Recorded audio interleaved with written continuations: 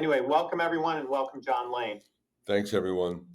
So I appreciate that. I've got a slide where I'll introduce myself personally, but today you can see the cover sheet. The truth about interviewing, your personality traits hold the key. And I'll go into it, but the high level theory of the case is everyone has personality traits. Those traits, it's funny, I do this for a living now.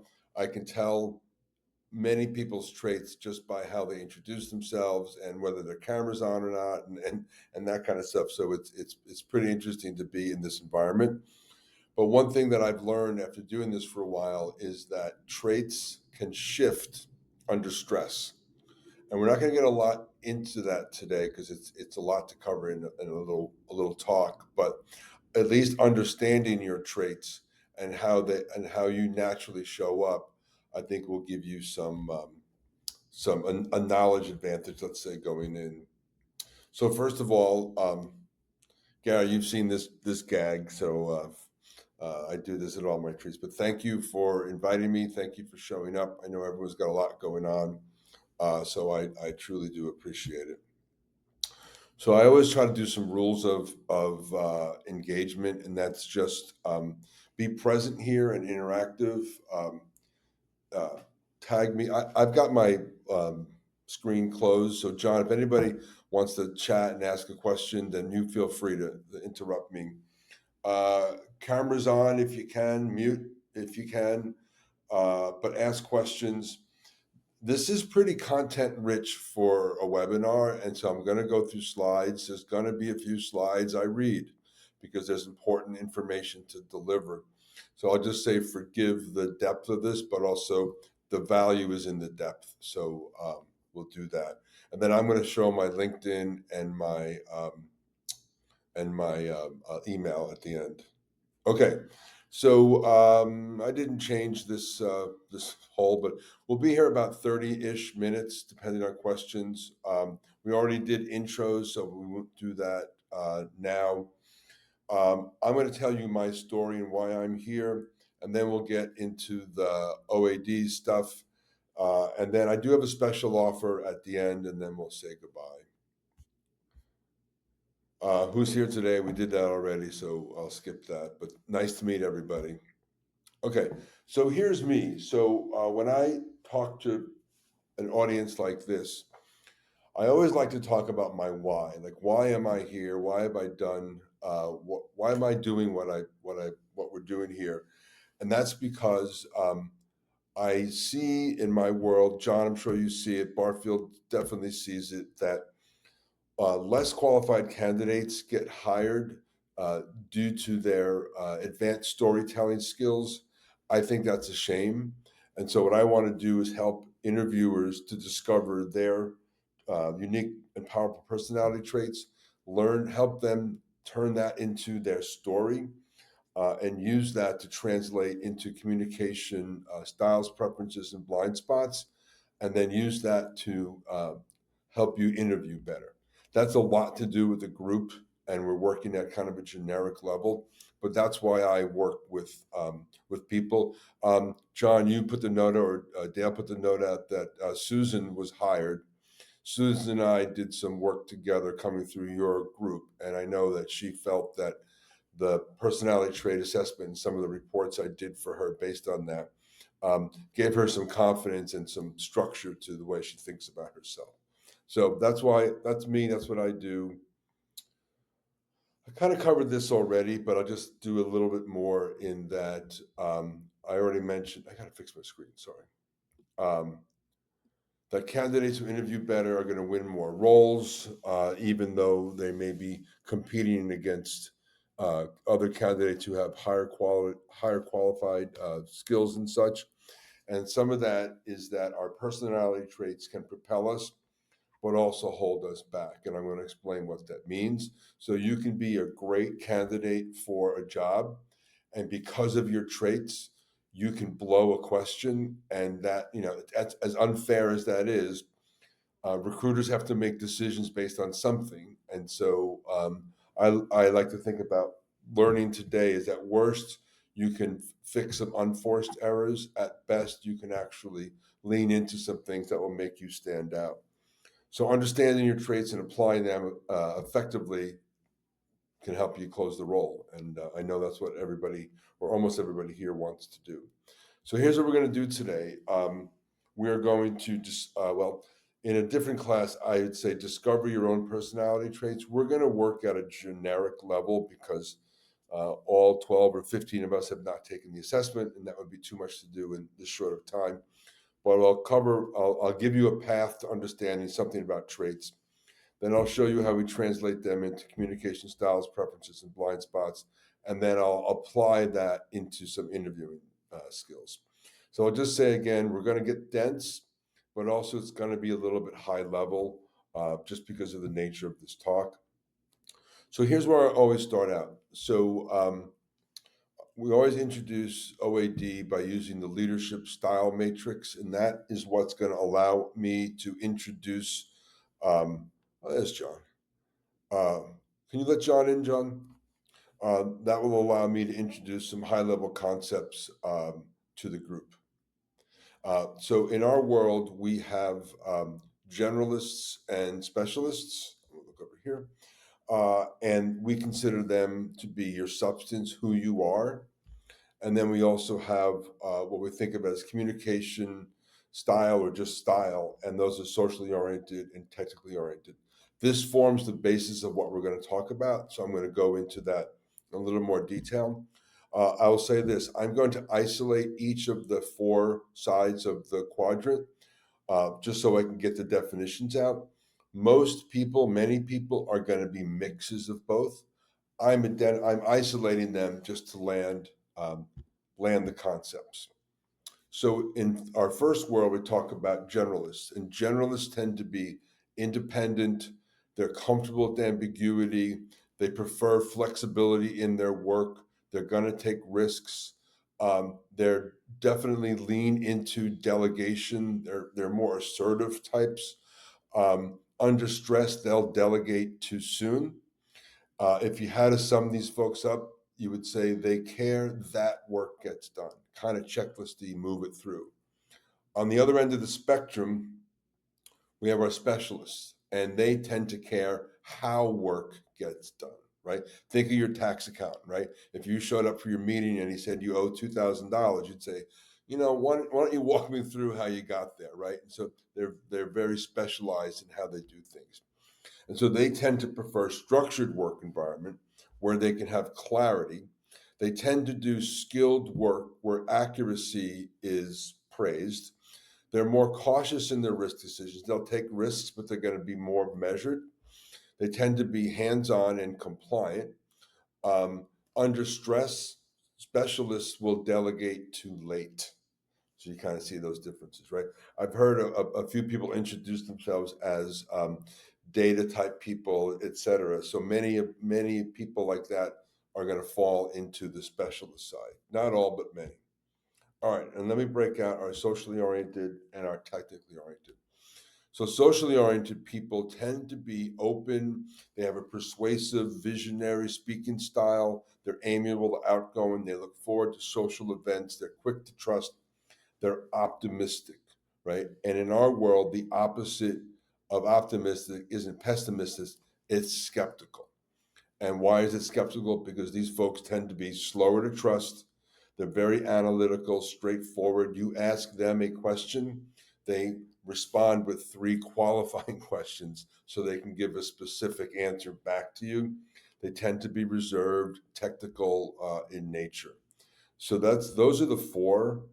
And then I'll put these together for you.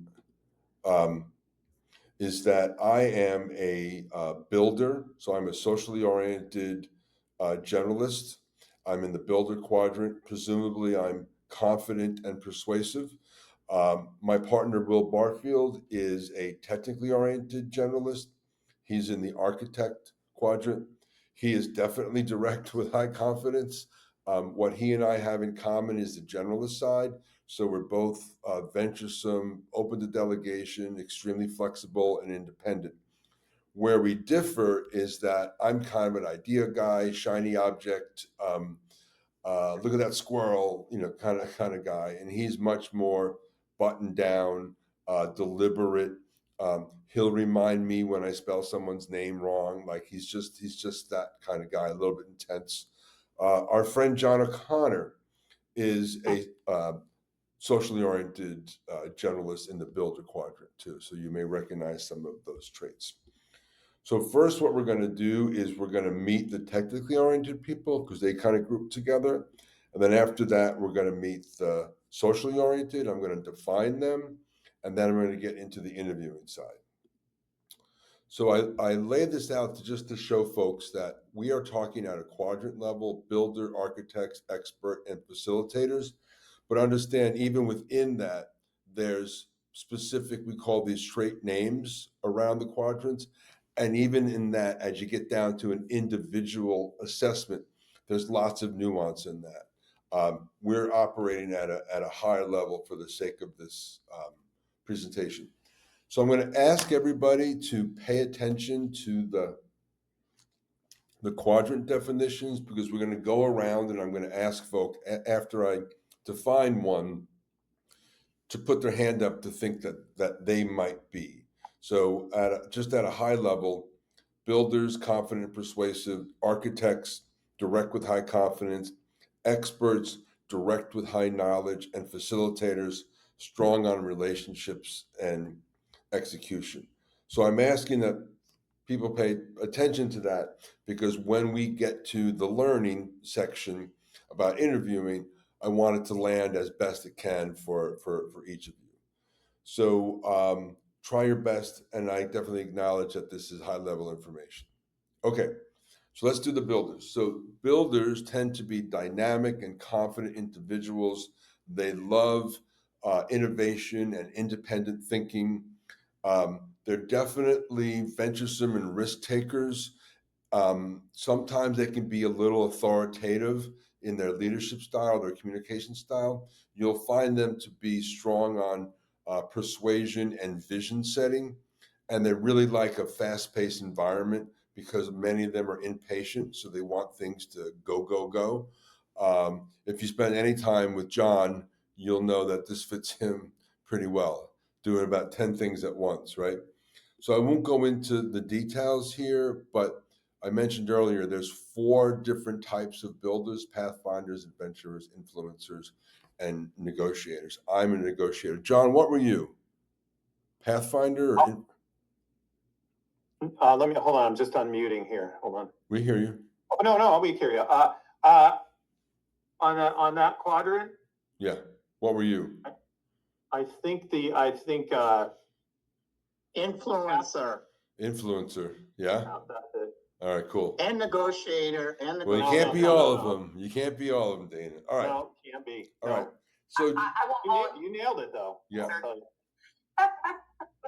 okay. So I do this slide for each just so you can get a sense. And so I don't know, these folks didn't take the assessment, and Steve is dead. But Branson, Oprah, and Steve, they you could consider them to be innovative, confident, persuasive, dynamic types of people. So they might be in the builder quadrant. So my screen is a little kludgy, but put your hands up if you think you might be a builder. And then John, give me the count. Okay. We've got 1, 2, 3, 4. Looks like there could have been 5, but Okay, good enough. 4 or 5 of the group. Great. Yeah, 4 or 5. So you builders, here is your interview prep, right? So your strengths are your confident leadership. So you excel in positions of authority where you can direct others and set strategic direction. You want to use your persuasive communication styles, and you're results oriented. Remember I said you care that work gets done. A lot of time builders say they care about the top and the bottom, and the middle not so much. So that's a classic builder. Like, can we get the results that we're looking for? Then some of the challenges you have is a lack of attention to detail. John, I think we're both guilty of that. And so builders can overlook some of the finer details. Many of us are impatient, And when things aren't going as fast as we want them to do, that generates anxiety in us, and that also can generate anxiety in the people around us. Some of us can be overly dominant, so we may struggle with teamwork. Not all of us. Like I have high assertiveness and high extroversion, so I value that teamwork. But others have much more assertiveness than extroversion, and so they sort of want to. They have a tendency to dominate a conversation, to dominate a meeting room. They're the first to talk and the last to talk, and some of those folks, right? We've all met them. We're all in many ways, not all of us, but many builders are guilty of that. All right. So here are your cheat codes. So things to take advantage of, right? So showcase your leadership, right? So when you're talking about yourself, when you're doing your introductions, and everyone should have a process for introducing themselves, and I can talk a little bit about that later, how I do mine. But highlight those experiences. Talk about when you took charge and drove results. Use examples that demonstrate your ability to make decisions quickly and effectively, especially in high pressure situations. Not every person in sales is a builder, but many people in sales are builders. And so that's that result oriented, that move things along quickly. Let's pull deals into this quarter rather than let them go to next quarter type of thing. Use your persuasion. Talk about times that you've used your persuasion and your vision to get a group to move, or get a client to move, or get an agreement that maybe wasn't the leading idea, but that you persuaded folks to do that. And then results, results, results. The thing that builders bring to the table is results, and that doesn't always flow into every type of job, but jobs where builders are valued, um, results, winning, it's the greatest deodorant in sports, and it's the greatest deodorant in business, right? If you can do the results that you're hired to do, a lot else can be forgiven or worked on, right? Your weaknesses can be worked on. So here's tips to address the natural challenges that come with many builders. So you can't fake that you're really good at detail orientation, right? You just can't. What you can do is talk about how you build systems and structure around yourself so that you do the follow up, right? When I look at my OAD assessment, um, I look at it and think that guy is kind of unemployable, because I am always in the future. I'm always about what could be. And I work for myself. So if I don't do follow up, it doesn't get done. And so I build systems to remind myself. I lean on my CRM, et cetera. And when it's time to call John and ask John if he did the thing he promised he did, which he hadn't, because he's a builder too, he and I both speak the same languages because we understand that about ourselves. So you can't fake it, but if you own it, you can say what you do about it. Practice patience. In an interview, I've seen builders like they're rocking because they want to talk and they want to get their practice and stuff in, and that's admirable, and it will drive you forward in your work. But in an interview, you really have to settle in and let there be a dialogue, not just a gap in talking so that you get to talk. And then also, finally, is use collaborative language. A lot of times, um, like, leadership isn't all about getting everybody to do what you want. It's more complicated than that. And so when you're a builder, you really want people to do the things the way you want them to do it, and because you've thought about it and you're visionary and everyone should follow. It can be frustrating when people don't like your ideas and don't want to follow. So what you really want to be able to talk about are times when you've collaborated.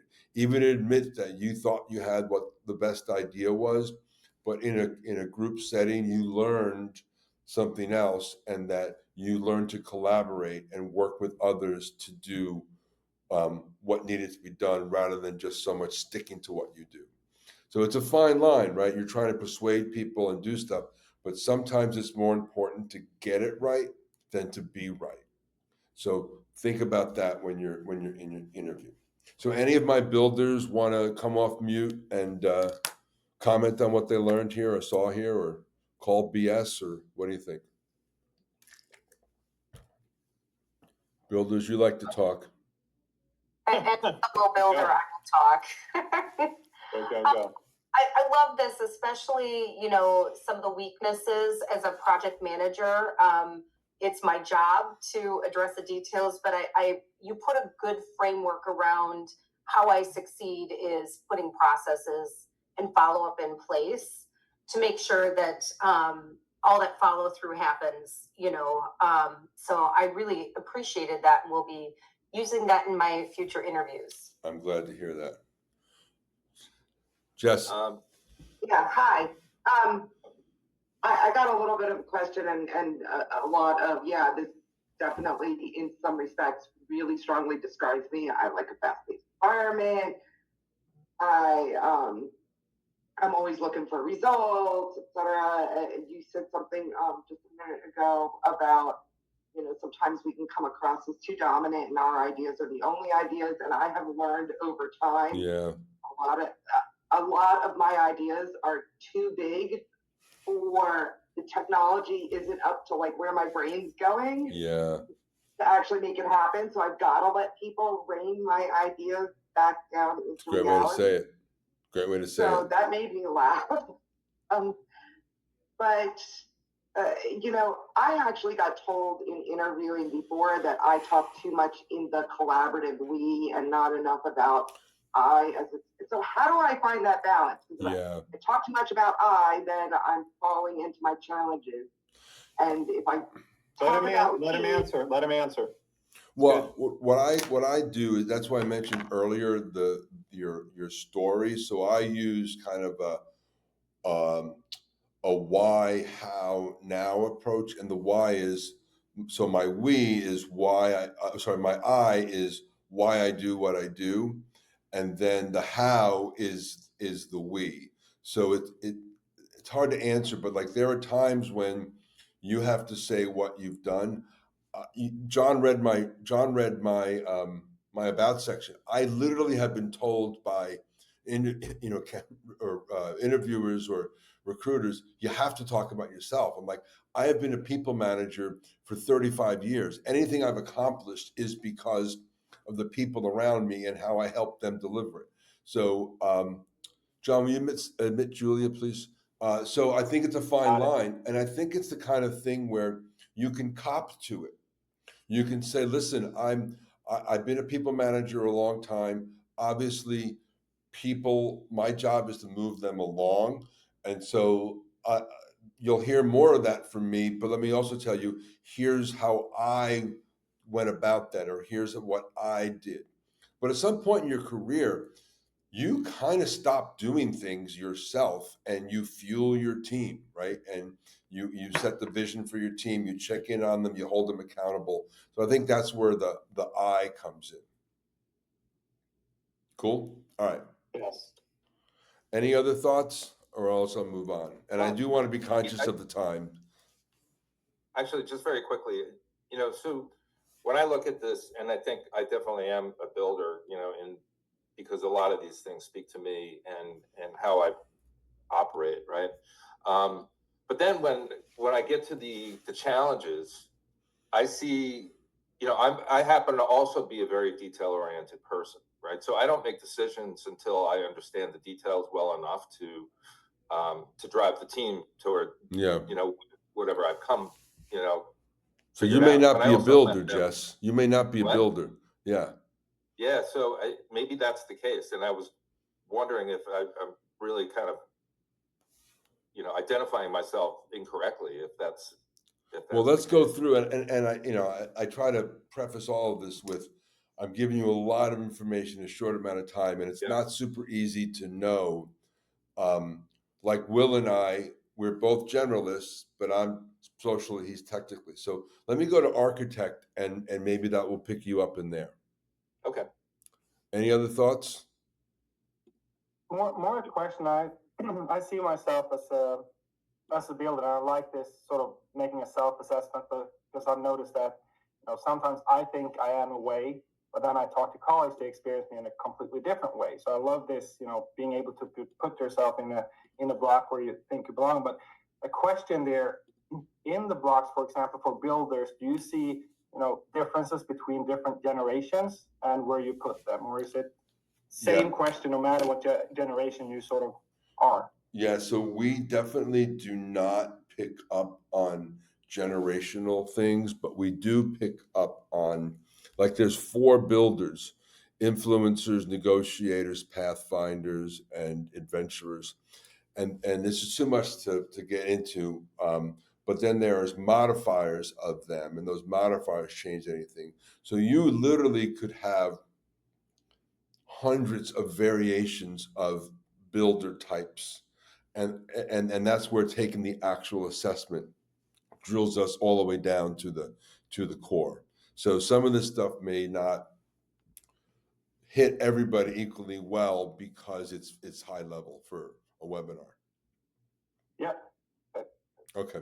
I definitely appreciate everyone building in, or jumping in. I better move on because we're a little longer than I thought, and I want everybody to get their quadrant up. So, okay, let me do the architect. So remember, builders are, okay, I want to stop for a second. I told everybody we were going to do technically oriented, then socially oriented, and I didn't adjust the slides to do that. That's like classic me. So I'm moving around the quadrant instead of grouping the two together. So that's the kind of mistake I make literally all the time, even though I work hard not to. So we've just done our socially oriented generalists. Now we're going to do our technically oriented generalists, and those are architects. The thing with architects is that they're technical, they're analytical thinkers, they love doing problem solving. The more complicated or technical, the better for them. They're known for their self-confidence in technical matters, and they take a very structured approach. They're gonna be cautious with ideas outside of their experiencing, prioritizing things that have been successful before. When I sum up architects, I think they appreciate your effort, but they like their idea better. That's just the way they kind of roll. And that's because they thought about it, right? They did the mental work, they did the research. They don't land on an opinion easily, but when they land there, it's hard to move them off of it, right? So there are 3 types of architects: developers, entrepreneurs, and independent generalists. I won't go into all of that. I'll leave it up for a quick read. Will is a developer, so FYI. Okay, let me move on. Again, I pulled this out of the air, probably in the architect quadrants, these 3 nice folks, and it's because their public personas anyway show that they are accurate, they work in a structured approach, they're strategic problem solvers. So I try to put famous people up because when I ask who's in the architect quadrant, you'll know you're in good company. So real quick, put your hands up, and John or Dana, give me a head count or a hand count on who thinks they're an architect. Anyone? We got 2. I feel like I'm doing both. John Rupel, what do you think? John? I'd say 2. I'd say it looks like 2. 2.5. All right. Well, John's taken the assessment, so he knows what he is. So he's looking at that, John Lane. I'm an you put me an expert, or when the results are expert. Okay. And then I'm trying to decipher the details again, but yeah, just put me as expert. Yeah, I would. If you've taken the assessment, we'll use your actual assessment. So yeah. All okay. right. All right. So moving on. So here's your prep, your strengths, your analytical problem solvers. We covered that. Your data-driven decision making. You folks will not make decisions on your gut, right? You need data. Data is your fuel to make decisions, and you typically have high attention to detail. You're meticulous. You kind of work things through before you talk, before you take action. Your challenges is sometimes architects, they struggle with social or group settings. That thinking that's going on in their head can have them appear to be distant or aloof. It's sometimes true, most of the time it's not true, but to the outside observer, it does. Um, Sometimes you can be too focused on details, or the details come out in the wrong order. So, like if an architect is talking to a builder or a facilitator and wants to get an idea across and starts out with a 20-page spec, like, you've lost them. They cannot get there with you. If you start out with a hook, a strategy, what it means to you, okay, you got me. Now take me down the detail path, because you've landed the idea and the importance to me. So the order of operation is important, right? If you start with too much detail, you're going to lose many in your audience. And there's also sometimes architects can be resistant to change because they think out what they do so well. If there's a reason to change, and again, they like their ideas better, you better bring the data, you better bring the facts to get them to change. But in a change environment, and what businesses today are not in a change environment, they can come across as resistant to change. It's in some cases insubordination, right? And so that's a watch out. And of course, all of this can show up in your interviews. So what we talk about is the best thing that architects can talk about is their problem solving skills. So you saw a situation, it was a project on your plate, you took in the data, you analyzed it, you analyzed trends, you analyzed facts, whatever that was, and you use that to solve a problem. Oftentimes you'll use tools, right? You'll use data analytics tools. Like, that's where you can talk about your proficiency in, I don't know, SQL and Tableau and all of those things. It's not just that you're proficient in them, it's that you're driving results from them. And then detail-oriented success, right? Remember, architects are also generalists, and so they care that work gets done. So problem solving through tools to results, that's a really nice storyline to work into your interviewing. Your stuff to watch out for. After about 5 or 10 minutes in an interview, that interviewer is going to sort of understand your sort of social cues and vibes. Now, let me put my hand up. Sometimes an architect person is in an interview process with a fellow architect. Sometimes you got to sense the room, right? Who are you in with, right? But at least in situations where I like to think of architects as, lone wolves in many cases, right? And so lone wolves have a place, individual contributors have a place, but sometimes you have to operate in a pack and a team. So you want to be transparent that, here's what you bring, but also that you're working hard on working better in teams. At least you're putting your hand up to say, this is something that I can do better. Balancing detail with big picture, again, depending on who you're talking to or the order of operation. I don't care if you're talking to an interviewer who is an architect as well. If you start 3/4 of the way down the page, you're gonna lose them. They're not gonna follow you. So you got to give them, don't lose the plot. Give them the headline. And adaptability. So you want to be able to show them that even though it's not your preference, you have operated successfully in a changed environment, assuming that's true. Okay. That's for architects. Any of my architects or anyone want to weigh in? I think I might actually be under that. I can't, because I have my didn't screen up. I realize. can't see who's talking. Who's talking, please? Dustin, Hey. I was saying I might actually be under that. I didn't realize. Okay, you're right. All right, cool. Let me keep forging ahead just based on time. Okay, let's do our experts. And John, we know you're here. So experts tend to be deeply detail-oriented and analytical individuals. Remember, they are direct with high knowledge, right? Architects are direct with high confidence because they're generalists. Experts are high knowledge, right? These are the people in your business world who write the tech spec, right? These are the people who execute code. These are the people who do the data science, not always, often.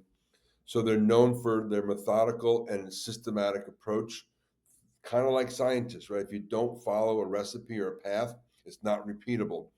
It's not the way they're going to work. They're proficient in tasks that require precision and careful planning.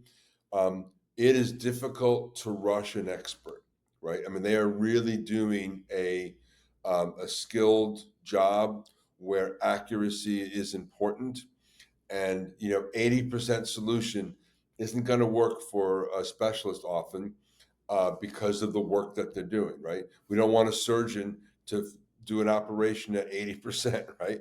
They're a specialist. You got to get it done right. And where they really differ the most from architects, in my mind, is that they have such strong follow through, often conscientious, because follow through is part of the process, right? That just is going to come sort of naturally to them, right? Beginning, middle, and end, right? They're not going to stop at the middle. So we have 4 types of experts: technical experts, specialists, perfectionists, and processors. And each of these are going to present differently, but they tend to all fit under the explanations that I gave. Some of these famous folks might be experts in the world. There's a lot of detail, precision. Warren Buffett is nothing else. He's methodical in how he's gone about his career. So let's say that. Oh, who chatted something? Experts must what? Hate what? Hate the saying, don't let perfect get in the way of good. Yeah, they probably do, for sure. Okay. And again, not again. I work with startups, right? And so you hire engineers to do work. I had a chat with a guy yesterday. He was the founding engineer of a team. It was his first startup. He would put his hand up and say, we're just going to have to rewrite this code next year. And what he had to learn was, you're in a startup. You aren't guaranteed a next year. We got to get this next shipment out because we told our VC we would, and they told us if we did it, they'd fund us, right? And so that is a different mindset, right? And so sometimes the technical side of a startup, they struggle with some of those people because everyone agrees that the work we're doing today is basically going to be thrown out if we're alive in a year and have the privilege of throwing it out. That's a very hard concept for an expert to handle because of the work that they're doing. All right, who are my experts? We know we have John. Anyone else think they're an expert?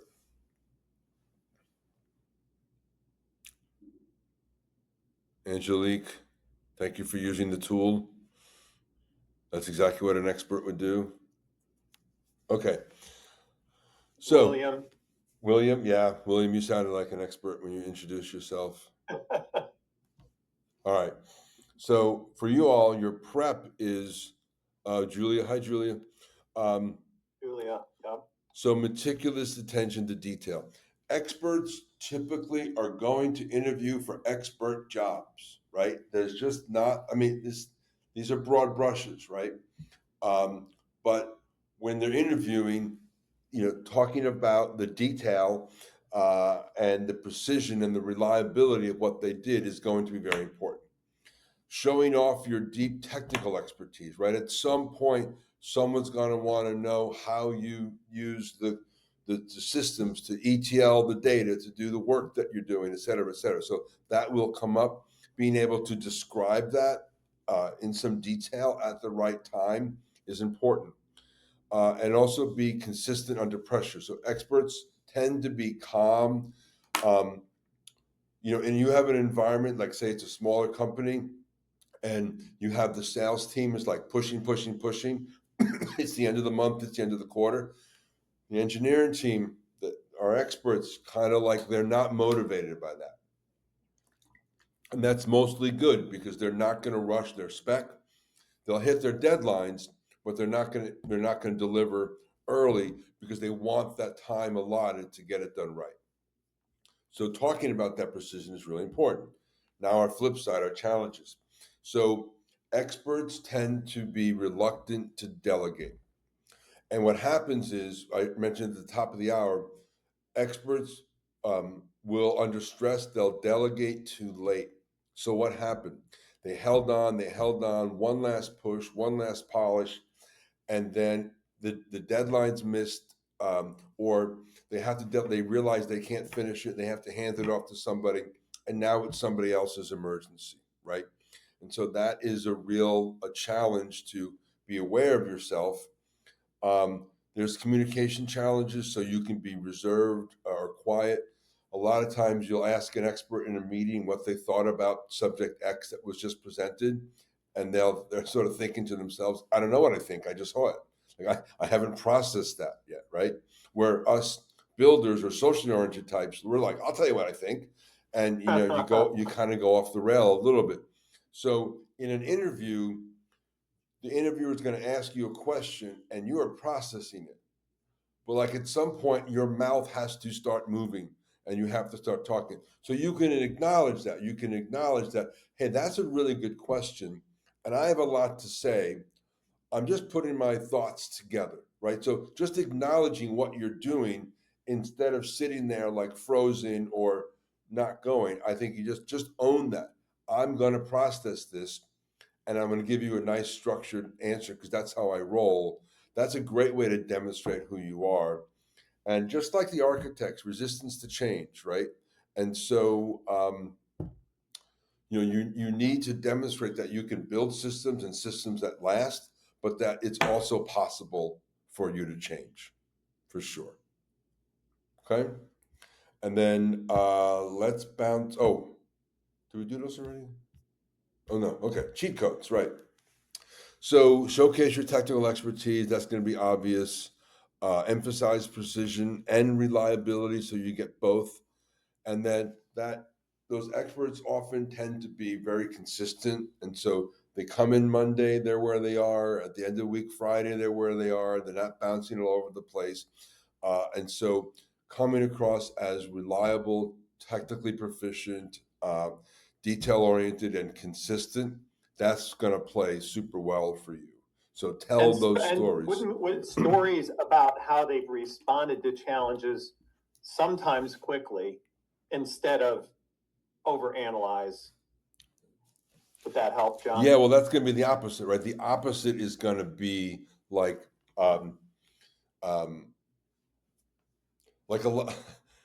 you'll know you're talking to an expert when you set up a situation and their response is something like, the problem with that is, right? Because that's like they can see around that corner and know what's coming. And they may be right, but framing the conversation as the problem with that is, it's kind of a showstopper, right? It doesn't allow people to come inside the journey with you as you're telling the story or you're trying to get people to do things, right? And so acknowledging, I guess the message for everybody is, without like selling against yourself, acknowledge that you recognize certain things, right? So acknowledge delegation challenges. I hold on to things and get them right before I pass them on. I'm working on doing that more quickly, right? Those are fair words, right? Communication in teams, right? And so oftentimes the expert is the last to talk. Oftentimes, you wish they were the first to talk because a lot of times they know more about the subject than anyone else. And so, being able to communicate in a team environment, and then also acknowledging some adaptability. It's like the reason why many experts are harder to adapt is that they've built a machine and it's working. And now you want them to move off of that machine. I need some facts. I need some data. I need to know why, because I'm the one that's got to rebuild the machine again, right? And so those are fair, but sometimes life isn't fair. Business isn't fair. Sometimes that thing you built is no longer serving the company's best interest and we need something else, right? And so being able to show that you're adaptable is going to be really important. All right, facilitator in 3 minutes. Super cooperative. They like meticulous planning and attention to detail. They're really great at creating balanced and efficient team dynamics. They'll bridge across the quadrants really well. As it says here, they're strong on relationships and execution. If anybody's ever looking for an executive, like a senior executive assistant or chief of staff, facilitators tend to be really good at that because they got both sides of the coin. There's only 2 of these, coordinators and social diplomats. These folks are probably facilitators. I'm going quick. Any facilitators in the group? Gary? Dana, you're definitely a facilitator. Jesse Yeah. thinks he's nailed it there. Yeah, Melissa, cool. All right. I'm sorry we got more detail at the front and didn't get here. So let me do this. Wait. We got a little bit of time. You may not, John. Yeah, no, I'm okay. I have some at the end I want to talk about. So they're team collaborators. They're really great. They love pulling groups together. They're natural mediators. I'm going to get to the flip side of that, and they'll help find common ground. Very strong organizational skills.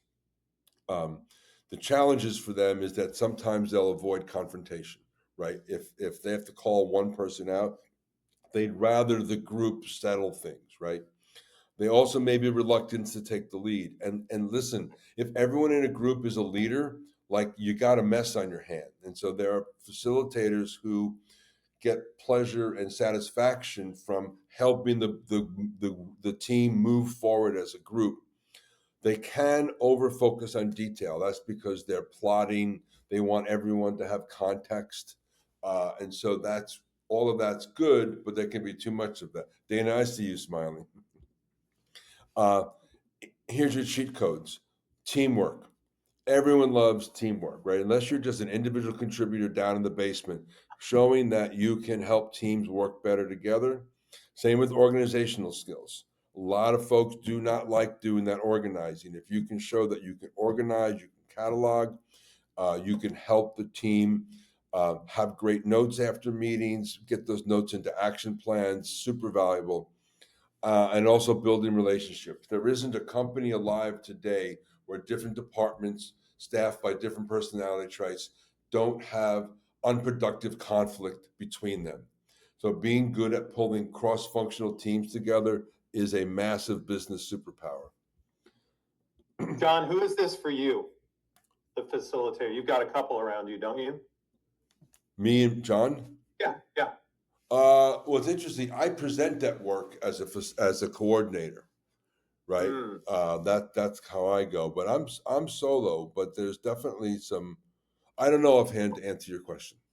Okay, that's Sorry fine. about that. I didn't know. Melissa's in that category. I wasn't sure. Oh, I see. Yeah, cool. All right. Challenges, right? So acknowledge leadership. Like, it is okay to say you don't want to be at the head of the pack, right? That is okay.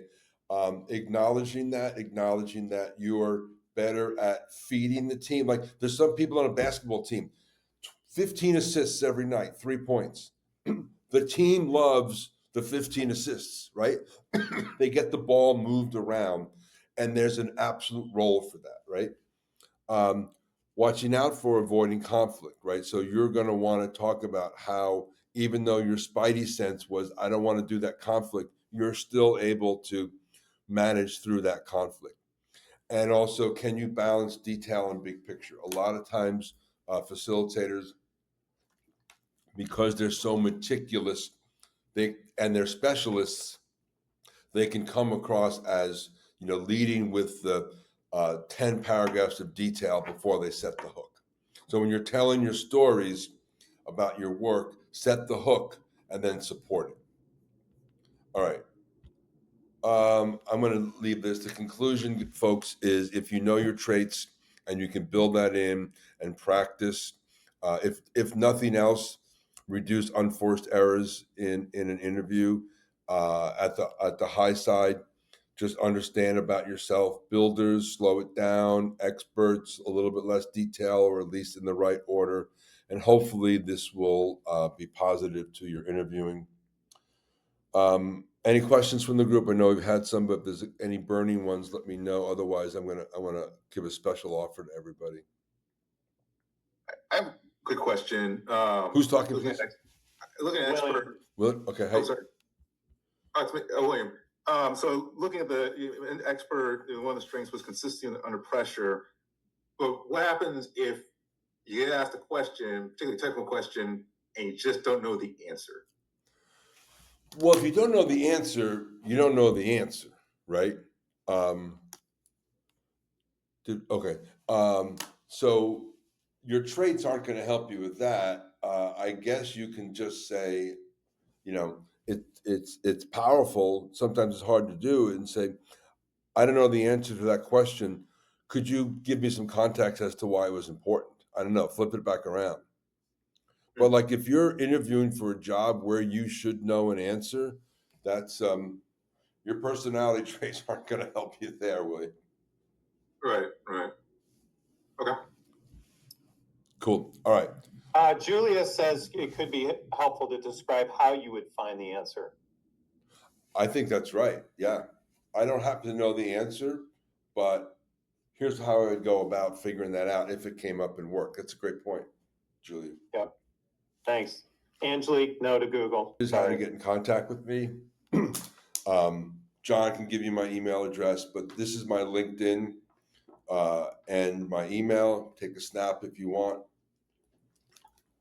Find me on LinkedIn. Find me on email. Steve, I definitely want you to talk to John. So we'll see John more, in the next month. Some of you may be already transitioned, but let's give him a hand, folks. Thank you, everybody.